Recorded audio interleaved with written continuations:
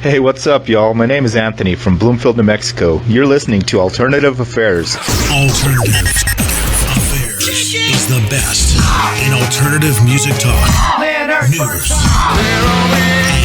and interviews with your favorite bands, by fans, for fans. From the Alternative Affairs studios in Tampa, Florida, here's your host, a man with a face for podcasting, Jason Curtis. All right, I'd like to welcome everybody to another episode of Alternative Affairs.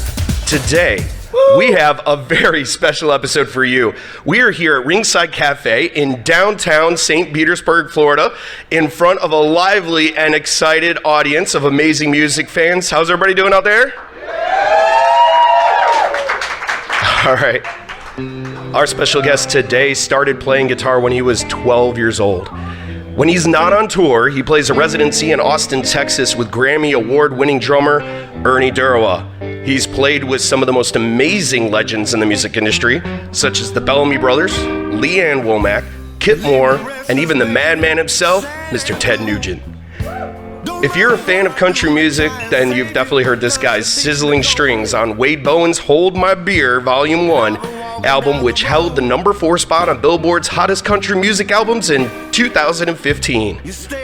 He's finally made the crossover to alternative rock and is now the lead guitarist for the multi-platinum recording artist Blue October. Hate me today.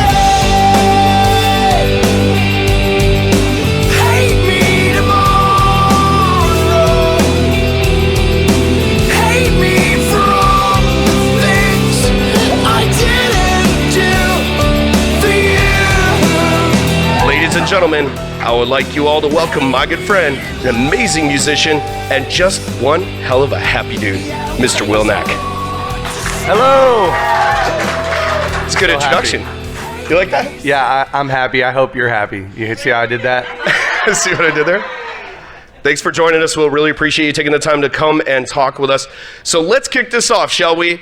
You're listening to Alternative Affairs, Episode 6, with Mr. Will Knaak. I hope you're happy. I hope you're good. I hope you get what you wish for. And you're well understood. My personal favorite Blue October fan experience would have to be just meeting the guys. Each and every time I've done that, they've been so loving and kind and gracious, and they truly love their fans just as much as we love them. So we are here at Ringside Cafe in St. Petersburg, Florida, with the lead guitarist of Blue October, Will Knaak.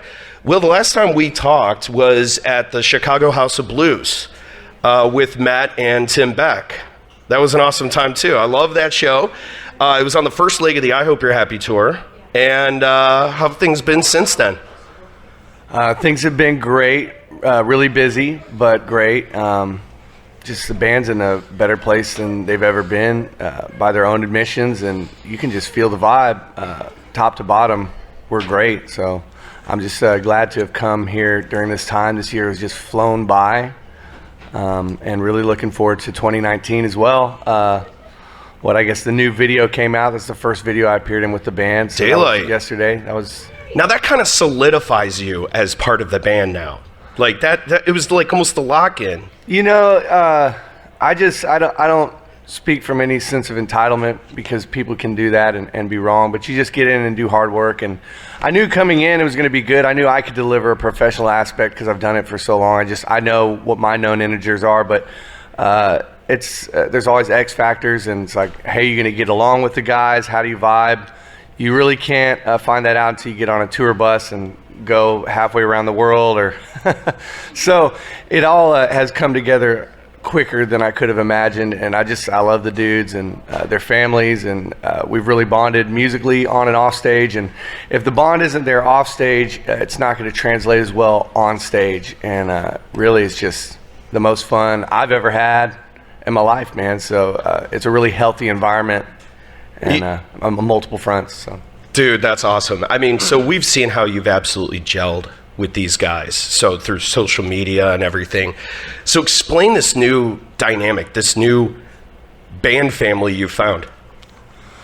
Well, you know, a little bit younger than the guys, but not too much. I mean, so they have a lot of wisdom to teach me, and I think I give them a little shot in the ass. You know, the brothers have been going to the gym with me and running, and me and Justin are on this funny push-up kick where we just like drop and do 40 push-ups at a whim. And we look at each other. It's funny, but you know, different things like that. The spiritual aspect, that's there. You know, there's the whole band isn't in recovery and doesn't need to be, but you know, the fact that Justin and I both are is a huge bond that's made this easier. There's not a bunch of weird extracurricular stuff, for lack of a better word, happening on the bus like I've had at some gigs. And I mean, I used to participate in that stuff, but not anymore. And so when you're around it, it just doesn't feel right. It doesn't feel genuine. So I really appreciate that. And it's almost like a clean, it's a clean, lively, it is like a family. I mean, like you can get up, you can run, and then you can go have your coffee, and you could go through a normal days of life instead of having to worry about hangovers the next morning and all that. So we're going to talk about a little bit about your sobriety and everything in just a little bit later, because I know living through that, I know that there are some fans out there listening and watching on Facebook, et cetera, that still get inspired by y'all's message of sobriety, and I think we want to still bring that message back to them. So you've been with some pretty major acts and many different acts. You mostly came from the country world, but you've been touring with some pretty serious artists like Wade Bowen. How has joining this band been different from the touring and the playing aspect, from the musical aspect? From the musical aspect, I mean, these guys operate like a band, you know, and I came in a hired gun aspect, and it's like, I'm going to play the songs as they're supposed to be played and do a good job. But, you know, already some writing has been starting to happen backstage, and there's a chance for that. Where in the country world, they hire their people, they go record with people in Nashville that the producer wants to use. And generally the live band, there's a very short list of artists, country artists, that their live band, touring band actually makes it on the records or has any creative input. And, you know, the I Hope You're Happy record was done before I got off for the gig. But there's chances for that, and just that's how they operate. You know, we were jamming at sound check, and I was like playing this riff, and Justin's like, keep going. He started coming in with an acoustic part. Then Ryan's like playing piano. Justin starts singing, Matt starts playing bass while Jeremy comes in with some brushes, and Did anybody catch that on film? No, Justin does this not on film, but Justin pulled out his iPhone, you know, and will like walk over to everybody, hear everybody's part, and bring it back into the studio and see if you can make some magic from it, right? Yeah, no, that happens all the time without you even knowing it. He has this big, comprehensive list, but we were working on this thing last tour that I was studying jazz music when I was off tour last time. I don't know, sometimes with Ernie, we have some jazz artists, and I can play a little bit of everything, any style. It's all just music to me, you know. If you really love music, you'll try and learn to play a little bit of it all, and I may be a master of none, but, you know, that's kind of the way you keep getting work is to be a musical chameleon and be adaptable, where you're put into a situation and you can make it believable, play something musical and authentic. You know, it's not I'm this or that. I just hate to pigeonhole yourself, and I think that's a real cool thing about this last record and Justin's deal and the band's approach is that, yeah, they're listed commercially as alternative rock, but the influences are real diverse. And I mean, this new record's all over the place as far, you know, I Hope You're Happy has an 80s thing. Daylight's kind of heavy and industrial, like almost a Nine Inch Nails esque, you know. But I Hope Your I'm stumbling here. Like Car Crash has like this urban deal fused with like jazz piano. Yeah. Like, anyway, my point is that it's real diverse and all over the place, and that's really cool because they're just chasing the art, what they feel. They're not chasing like what's a hit today, what's going to be a hit. That happens in country a lot too, especially in the Nashville scene. I'll say that Wade and Randy, they're less like that. They're just true to themselves. Sure. But it's like, hey man, that song about a dirt road and a truck was a hit this week. Let's write a song about a dirt road and a truck, and it'll be a hit next week. You know? And you know, whatever, like, to each your own. There's a lot of people that enjoy that party, feel good music, and I'm not trying to take away from it, but it's a little bit of coming from a little bit more contrived aspect to art trying to fit into a mold as opposed to just being who you are. And that's what Blue October is it's authentic and wow. So yeah, musically speaking, that's the difference. You could definitely see the that makes dynamic. any sense. It does, 100%, and you could definitely sense the dynamic change that Blue October itself has undergone. You know, we talked about it in Chicago, and I've talked with Matt on Facebook Live as well about the rebirth of Blue October. And since that rebirth, it's been this diversity, this crazy diversity, which has been absolutely beautiful and amazing to the fans. And some fans will be like, it's not like the old stuff, and man, I really dig the new stuff. It's this huge dynamic. You guys agree? It's pretty cool, though. So they've gone through a transformation. You've gone through a transformation. You've come from this. Let's look at some older pictures of you with the long-haired, the young country boy, almost hippie-like kind of dude, you know, out there jamming. Then you've cleaned up. You clean cut. You got your hair cut, you know, shaved. You got that that tight high and tight there, with the black leather and the slick hair. I mean, and by the way, you and Matt are still competing with the best baby face. Oh, really? Yeah. Okay, good deal. I'll take it. Yeah, I mean, you see it happening. And I started my hair. It's funny. The longer I stayed sober, the shorter my hair got incrementally. Is funny. Like I'm just gonna put it by my ears now, and then all of a sudden the guard came out. And it's like, I'm gonna get a 4 on the sides, and now it's like, hey, give me the 00, and then run over it with the thing that makes it feel like it's a baby's butt when you rub down. You know, it's like. So I don't know. It's kind of funny to think about that, but there has been a correlation to the length of my sobriety and the shortness of my hair. That's okay. That's an interesting. I don't know what it means, but it's that way. It's funny, you know. So you've talking about your sobriety. You've been sobered up for several years now. How long has it been? Well, a little over 3.5 of continuous sobriety. I started being sober 7 years ago, and I was sober for several years. I had a real bad breakup, and I went back out for 2 weeks. Yeah.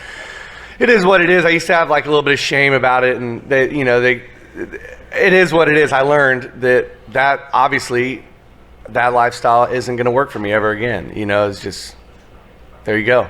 Yeah. So you know, I'm glad it was just 2 weeks too. I mean, it could have been. I know a lot of dudes, they stay out for several years, you know, but I had a real good support group around me. That's good. Was able to get back on my feet pretty quick. So you know, so this whole transformation you've gone through. So deep down, when you're kind of looking at the transformation from your sobriety and the way that you're writing your music and the bands you're surrounding yourself with and the people that you're surrounded with, deep down, and maybe this is a revisit from a previous question, just spun a different way, but I mean, seriously, how does it feel? Is it uplifting? Is it kind of like now you've got this free way of living and thinking? I mean, it's amazing. I get overwhelmed with gratitude a lot.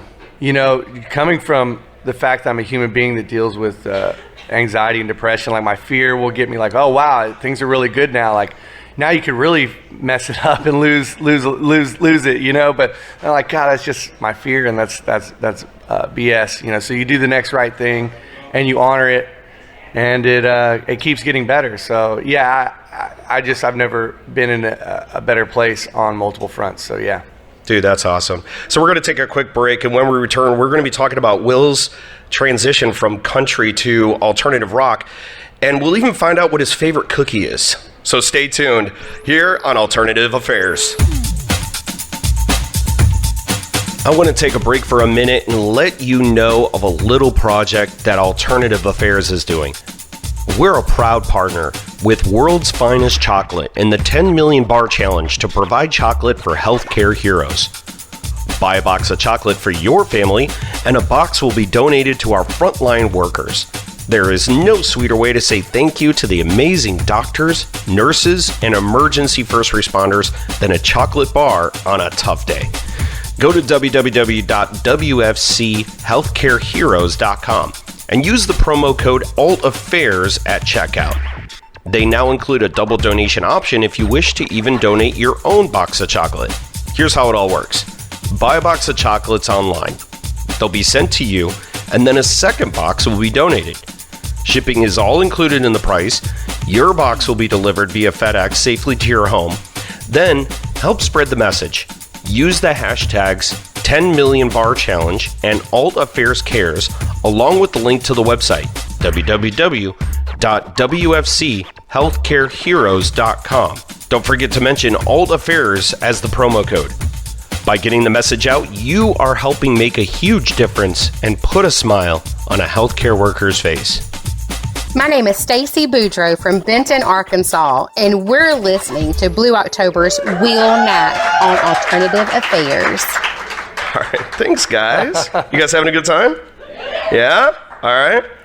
All right, we are back, and you are listening to Alternative Affairs. I'm your host, Jason, and we are here at Ringside Cafe in beautiful downtown St. Petersburg, Florida, with Will Knaak, the lead guitarist of Blue October. If you're ever down in the Tampa area, you want to come check this place out here at Ringside Cafe. It's a great downtown atmosphere, 2 floors with live entertainment every weekend, great drinks. Go to ringsidedowntown.com for more information and for a list of all upcoming events and shows. This place is awesome. Thank you all very much for hosting us today. So as you all know, I'm a pretty big Blue October fan. So, no. Do we have some Blue October fans in the house? Yeah? Getting ready to see the show here at Janice Live tonight. Opening up is Kitten. You guys excited to see Kitten?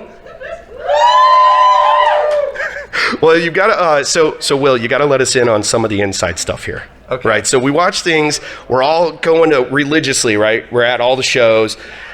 We're at, up in the Georgia. Some of us have traveled like several states, right? I mean, a lot of people have gone to a lot of shows religiously. We're there. So you got to let us in on some of this inside stuff. So can you finally let us in on the bandanas? The bandanas is just cool. It's just cool. Well, that wasn't fun. No. I was hoping that there was some crazy story and there was some fun aspect of it. It's just cool, right? It's just a little flair here. It's a little flair. And then if you get sweaty, I guess you can use it. So Justin now wears it across his whole area now. He just started doing that, I don't know.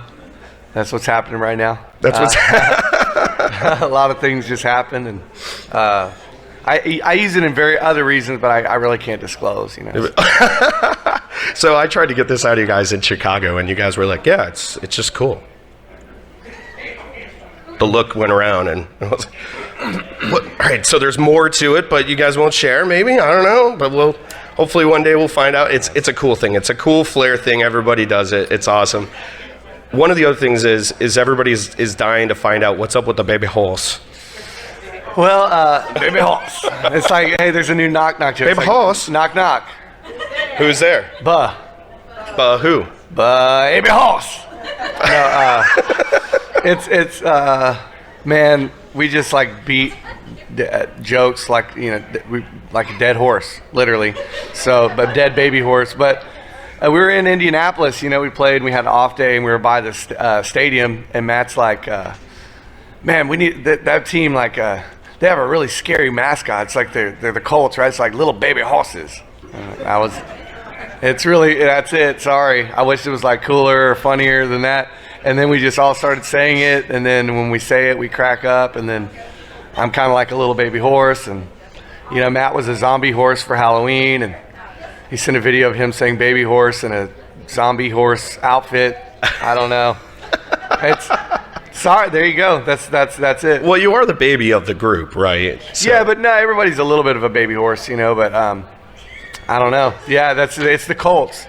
It's that they don't have a scary mascot. Like, they should be scary like the Lions or the Raptors, right? But they're the baby horses. It's like they're the Colts. It's not really that scary, Who's going to get intimidated by the Indianapolis baby horses? So actually, we've been talking about football. So Houston was your favorite team, but current active NFL team, who's your favorite? Oh, well, I root for the Cowboys because I'm from Texas. But I mean, come on. They're not doing too well, but that was a catch. The Cowgirls. I just want to say that Dez did get a catch against Green Bay several years ago that would have sent them into the NFC Championship, So even though they ruled it a non-catch, if you check out the play that won. Today, it would have been considered the catch because now they changed the reception rules, so now it would have been considered a catch. Yeah, the Eagles won the Super Bowl based on the catch that Dez didn't catch. Exactly. Yeah. Oh, well. But, another really unpopular one. I was like, great quarterbacks. My brother-in-law's from Boston, so when the Patriots do well, I'm not hating it. I like watching Brady. I was just hoping you weren't going to say that. You know, it just is what it is. It's not so popular. we have a Patriots fan in the house? All right. And so the deal is, I mean, who the hell am I to root for? Like, I'm an orphan, man. They took away my team. I used to cry because Warren Moon is the best quarterback ever. He had his CFL yards with his NFL yards, and it's like up there. He's like almost the top passer. So. He was amazing. He was amazing. So, yeah, I'm Bucks for being here from the hometown. So, but I'm originally from Chicago, so that's why I was up. So I'm a Bears fan as well. So, I root for the NFC North and the NFC South are my two divisions that I root for. So, any other Bucks fans in the house? There's some Bucks fans. We're not very proud. We're not a proud bunch. Well, there's times they've done really well when they had Warren Sapp or that was back in the late 90s. And Lynch. John Lynch. Their defense was fierce. Brad Johnson. Yeah. John Gruden was Tony Dungy was our coach. Tony Dungy. Yeah. Oh yeah. Yeah. I remember that. Who recently got inducted into the Ring of Honor at Ray J. Yeah. I was there for that game. It was awesome. It was so cool. Also rooted for the Minnesota Vikings for a brief period because Warren Moon was their quarterback for a few years after he left the Houston Oilers. So, oh yeah, that's old school. So the fans have been just eating up every moment since you first came on the scene with Blue. We introduced you on our sister group, Blue Sunshine State. We had an interview there, which I appreciate, and we introduced you to the fans. And just ever since then, everyone's been eating it up. So the first show you had with Justin and Ryan was here in Florida. Oh yeah, in Orlando at the Food and Wine Festival. Who was there? Yeah. So that was pretty awesome. And you've been really responsive to fans since you came on that scene. And it's been this different dynamic, I would assume. So, you've been showing your love through Instagram, through Facebook. Have you always been receptive to your fans? Or do you feel like this is kind of a new way of looking at fans? And we'll kind of get into the die-heartedness of the Blue family. Oh, it's definitely more die hard, and it's just an emotional, almost spiritual connection, I think. But I mean, I've always been a nice person, so I'm open. That's not changed. It's just y'all care more, so I care more. That's awesome. Isn't that pretty cool? Give them a round of applause for that. Come on. So yeah, I mean, Blue October fans are probably some of the most diehard fans that I've ever come across from any band in any genre. To be honest with you, I can come up with some of those amazing bands like Led Zeppelin, and their music's great. But like, are you sleeping out front the gate, and are you following them around? Probably back in the 60s and maybe back in the heyday or whatever, but doing this 20 years later, and they're still making awesome music. So, I mean, some of the most diehard fans you'll ever meet, what was your impression of the Blue fan base from when you first joined the band to now? It's hard to put that into words, but it's just an overwhelming connection, man. I'm blown away by you guys, so much love. Wow. These guys wouldn't be able to do, and we wouldn't be able to do it without y'all. I mean, I know that sounds obvious and people say that a lot, but it really is true. I mean, if no one shows up, I mean, you don't have shit for a show if we don't show up, dude. Yeah, if a bear shits in the woods, it's like this stuff doesn't matter and the message doesn't get out and it doesn't matter and there's no connection, then it doesn't mean anything. I talked to the connection makes this all relevant and real. And it gives me chills, man. It's amazing. So. When I talked to Matt, I remember we talked about this in Chicago, and he said, it's kind of that fatherly, experiences. He noticed the transformation of not really being so self-centered as a musician and focusing on his craft and I'm a rockin' musician, to this, holy shit, I can't do this without these guys, right? And he said it was right around when he became a father, So it's just this crazy way of thinking when you're young and you're and you're kind of a little bit of egotistical, and you're a talented musician, you're out there, you're like, I'm going to show these guys something, right? But you kind of expect people to be there. And then when that expectation kind of dies down and you're the ones making it happen to bring people out, I mean, it's pretty cool change of dynamic there. There's just like a real catharsis emotionally at shows, I feel like, and what's being put out from the stage is being received and given back tenfold, and it just is like a conduit of love and hope. And so there's just a great message between the band and the fans, and a great conversation. If more people all over the world got along like this, then we might be in a better place. So this is a great example.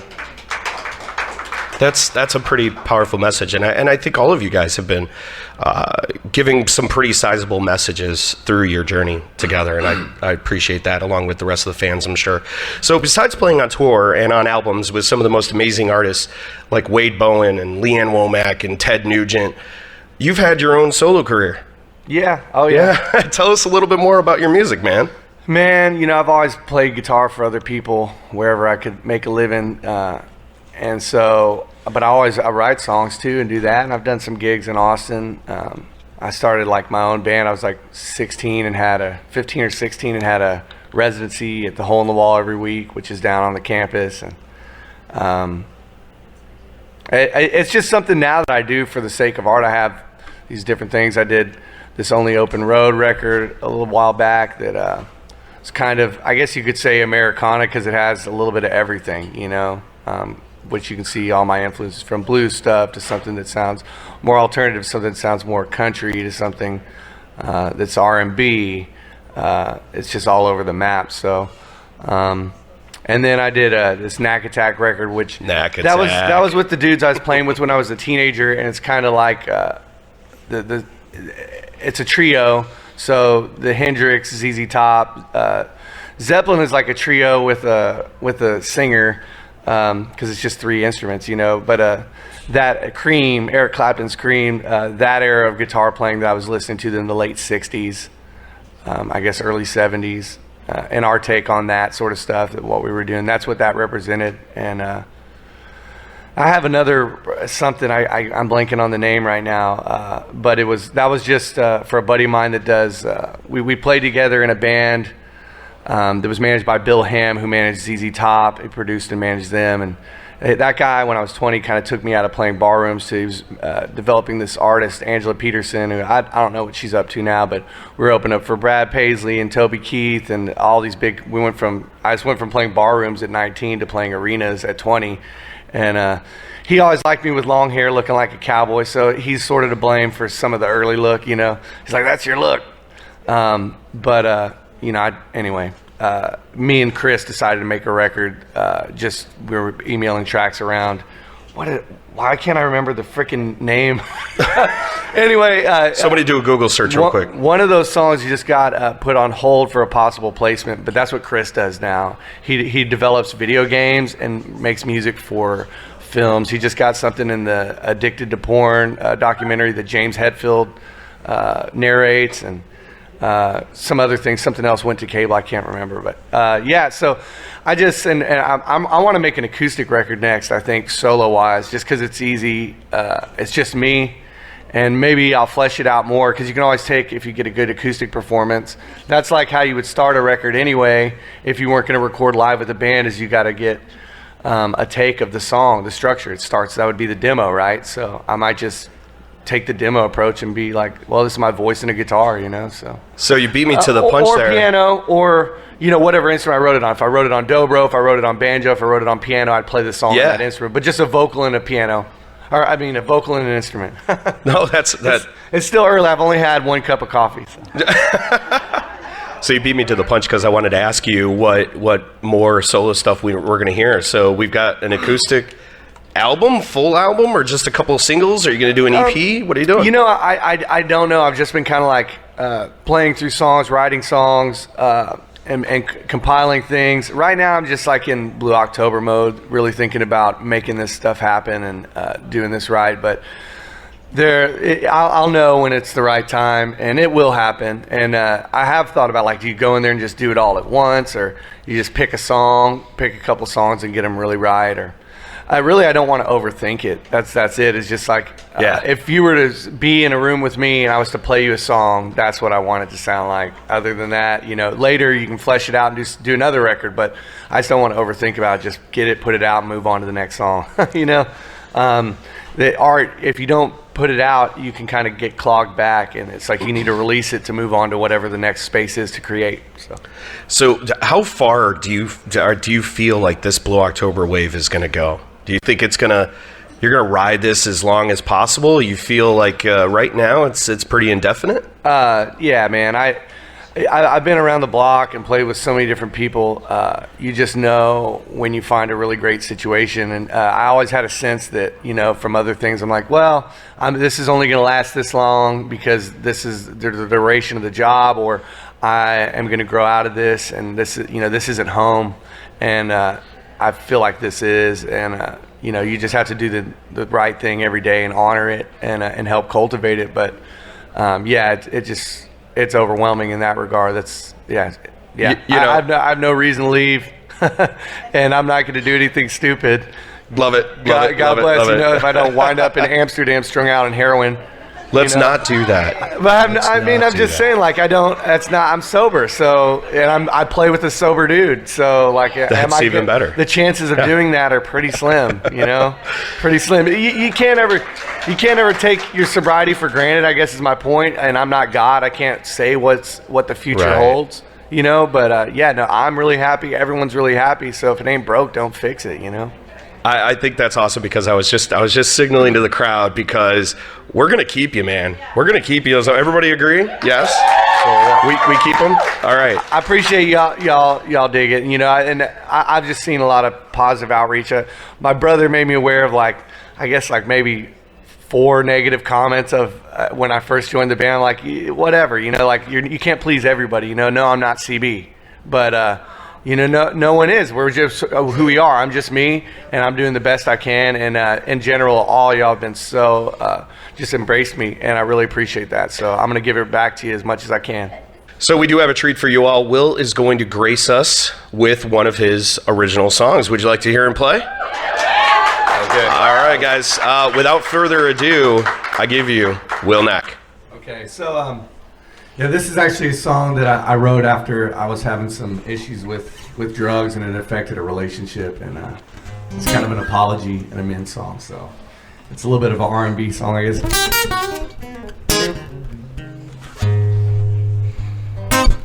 It's called Standing in the Rain.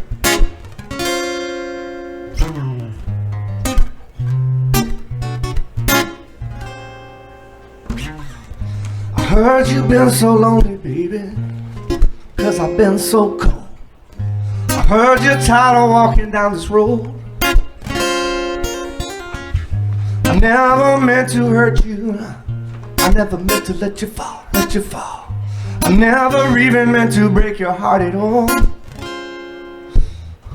I wish that I could change this. I would take it all away. Well, can't you see that I'm the one who pays? I don't know why I do the things I do. Don't know why I keep on hurting you.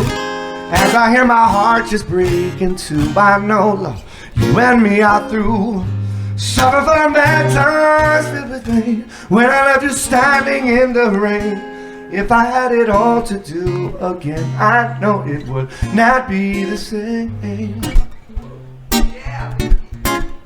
Lord, it would not be the same.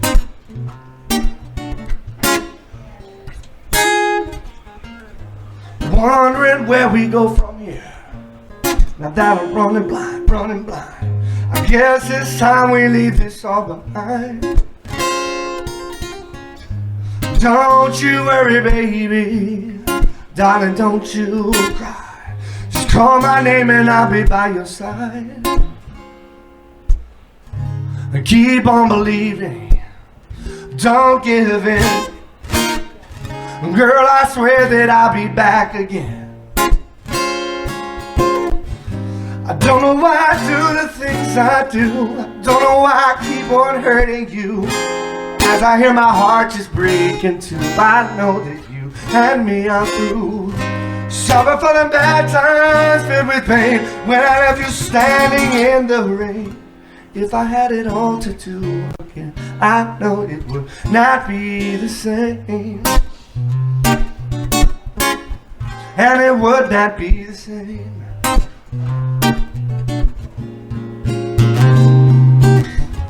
And sometimes sacrifice is the only open road. We're never knowing just how far we have to go. And the way of living truth, never easy as it seems. Lord, we got to hold on to our hopes and dreams. I don't know why I do the things I do. Don't know why I keep on hurting you. As I hear my heart just breaking too, I know that you and me are through. Summer full of bad times filled with pain. When I left you standing in the rain. If I had it all to do again, I know it would not be the same. Don't know why I do the things I do. Don't know why I keep on hurting you. As I hear my heart just breaking too, I know you and me are through. Summer full of bad times filled with pain. When I left you standing in the rain. If I had it all to do again, I know it would not be the same. It would not be the same.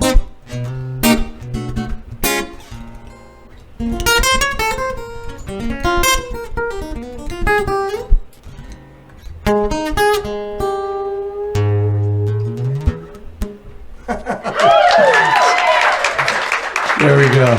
Standing in the Rain, you can find that on Spotify, iTunes, all the good spots. So That's awesome. That is absolutely awesome. Thank you all so much. Stay tuned. Alternative Affairs will be right back with Blue October's Will Knaak. Alternative Affairs is made possible by member listeners just like you. Get involved with us and become a member by going to patreon.com/altaffairs-podcast. Become a patron for as low as $1. Anything is appreciated to help keep the mics hot and the content flowing. Once you're a member, you'll receive access to exclusive content, discounts on future merchandise, early access to full featured episodes, and you can even co-produce a full featured episode with yours truly and the Alternative Affairs team. Alternative Affairs is produced by the one and only Mr. Jim McCarthy. All music royalties for this episode are fully licensed and paid for in full compliance with copyright and music license laws and regulations. Special appreciation to our Patreon members. Thank you so much for being a part of the Alternative Affairs family. Special appreciation goes out to our sponsors, World's Finest Chocolate. We are proud to partner with World's Finest Chocolate. Buy a box, donate a box to your local healthcare workers. Go to WFCHealthcareHeroes.com and use the promo code ALTAffairs when you check out. You can follow us on Facebook and Instagram using the handle @AltAffairsPodcast. Make sure that you're using the hashtag AltAffairs. We want to share all of your fan experiences and stories on social media. Have an idea or comment for the show? Or if you know a business that wants to advertise with us, send us an email at altaffairs.podcast@gmail.com. Until next time, I'm your host, Jason, and you're listening to Alternative Affairs.